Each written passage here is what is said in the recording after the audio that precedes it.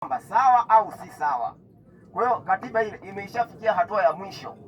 Watu mnahoji kwamba hela kwa nini zimetumika. Sasa mtaka hiyo katiba isitengenezwe. Imetengenezwa kwa ajili ya hela hizo hizo. Na tulichokifanya, tulimtafuta mwanasheria. Kuna mtu mmoja aliuza swala la mwanasheria. Tulimtafuta Timbuka kwa sababu wamefanya kazi kwa muda mrefu katika machinjio hii kuanzia kule juu, ili aweze kutushauri mambo ya kisheria na mambo ya kimachinjio kwa sababu wanayafahamu. Tulimuita naye tukaomba ushauri wake kwa yale ambayo tumeyazungumza, ili tuje tukatoka nje ya katiba ya serikali. Yeye anafahamu. Kwa hiyo imeshakamilika, ilichobakia ni kutaipiwa, tuje tuwaonyeshe mapendekezo yake. Jambo la kwanza hilo.